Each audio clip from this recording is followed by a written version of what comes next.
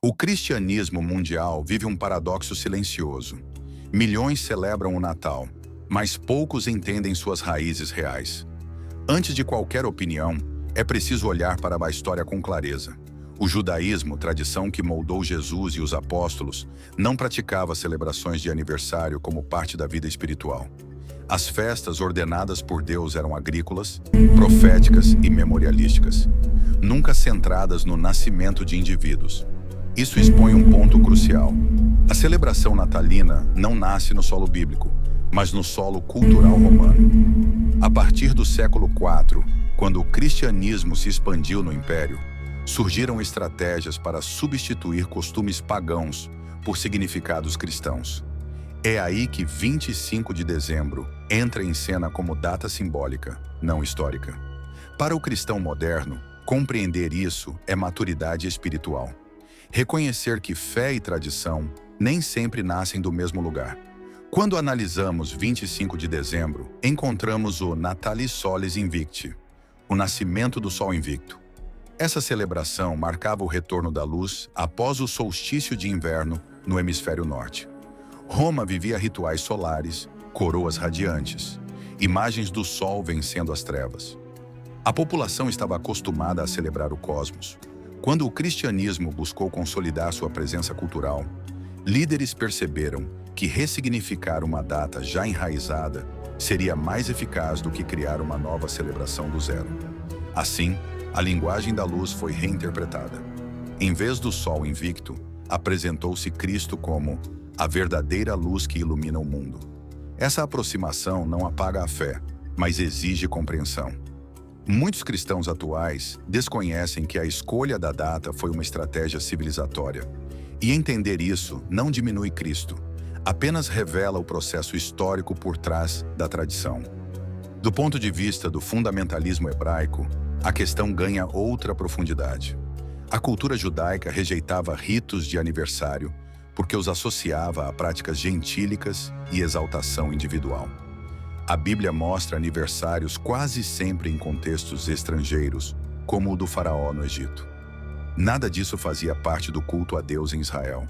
Esse contraste cultural é central para o debate global. A fé cristã nasce em um ambiente que respeita ciclos de peregrinação, não festividades de nascimento. Quando o cristianismo adota o Natal como festa litúrgica, ele se distancia das práticas que moldaram Jesus e os apóstolos. Isso não significa que celebrar seja proibido, mas alerta para a responsabilidade de investigar o significado real. O cristão consciente entende que tradição precisa ser examinada à luz da história e não apenas repetida.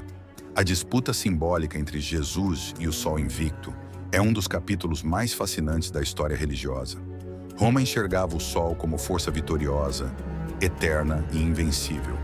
O cristianismo, então em ascensão, usou a mesma metáfora para transmitir uma mensagem espiritual mais profunda. Cristo como fonte de vida, calor e renovação. Não foi sincretismo total, mas um choque simbólico intencional. Enquanto o Sol Invicto representava poder imperial, Cristo representava redenção e justiça. A linguagem era semelhante, mas o conteúdo era diferente. Esse duelo de significados marcou a transição espiritual do mundo antigo. O cristão moderno precisa entender que fé também se comunica com cultura e que símbolos podem ser reaproveitados sem perder o propósito original. Saber disso não enfraquece o cristianismo. Pelo contrário, dá perspectiva histórica. Agora chegamos ao ponto que poucos têm coragem de discutir. Até que ponto essa adaptação foi positiva?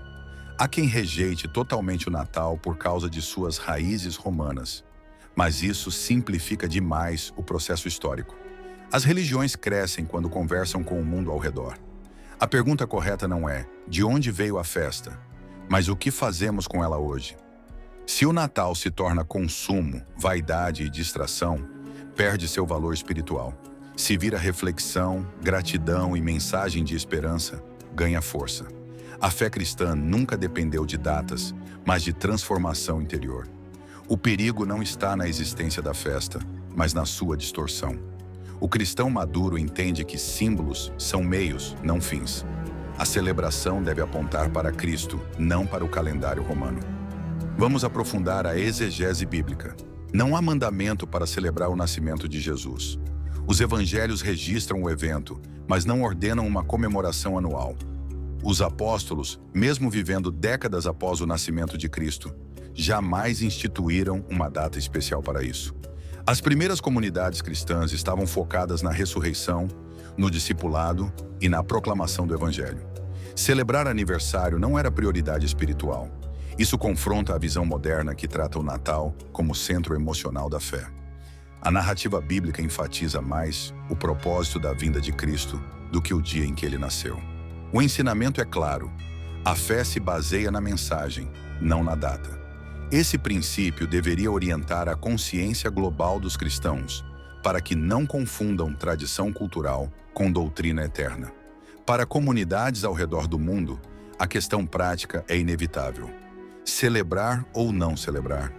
3 caminhos surgem. O primeiro é rejeitar o Natal por entender que sua origem não é bíblica. Isso é coerente, honesto e respeitável. O segundo é celebrar, reconhecendo que a data é simbólica, evitando idolatrar costumes. O terceiro é usar o Natal como ferramenta pedagógica, ensinando sua origem e transformando a data em oportunidade de reflexão profunda. O cristão global precisa aprender a agir com consciência, não com automatismo. Deus não exige tradições humanas, e o valor espiritual está na intenção, não na decoração. Quem celebra com entendimento honra Cristo. Quem não celebra com convicção também honra Cristo. O erro está apenas em seguir sem saber por quê. Agora precisamos abordar o impacto moderno. O Natal se tornou produto cultural, exportado para todas as nações, misturando símbolos europeus, consumismo americano e romantização cinematográfica. Isso cria um ruído espiritual que confunde o cristão comum. Neves imaginárias, renas mágicas, árvores iluminadas, músicas comerciais. Nada disso tem relação com a Palestina do primeiro século, com o judaísmo ou com o evangelho. O cristão do mundo inteiro deve enxergar a diferença entre tradição cultural e verdade espiritual. É possível celebrar com beleza, mas sem perder profundidade. É possível decorar a casa, mas sem transformar símbolos em ídolos. O importante é recuperar a mensagem central: Cristo, não o espetáculo. A maturidade do cristão moderno depende dessa distinção. O desafio filosófico para o cristianismo mundial é resgatar o sentido sem apagar a história. O Natal não precisa ser apagado, mas precisa ser compreendido. Saber de onde veio não destrói sua utilidade, fortalece. A fé é adulta quando encara a verdade sem medo. Cristãos maduros não se deixam manipular por tradições, mas também não têm pânico de símbolos culturais. A vida espiritual funciona melhor quando há equilíbrio entre conhecimento, consciência e intenção. Em vez de repetir discursos rasos, o cristão global deveria ensinar às novas gerações o que é fato, o que é tradição e o que é fé. Nada disso ameaça a identidade cristã, porque a verdade nunca enfraquece quem deseja viver com sinceridade espiritual. Cristo não depende do Natal. Cristo não depende do calendário. Cristo não depende de tradições romanas ou judaicas. Ele é maior do que qualquer símbolo criado por homens. O Natal pode ser ferramenta ou distração. Depende de quem celebra. Quando entendemos que nenhuma festa tem poder sobre a fé, percebemos que o verdadeiro chamado do cristão mundial é viver com discernimento. Celebrar consciente é honra. Celebrar no automático é ruído. Não celebrar também é honra, desde que haja entendimento. A data é humana, a mensagem é eterna. O Natal não define Cristo. Cristo define tudo.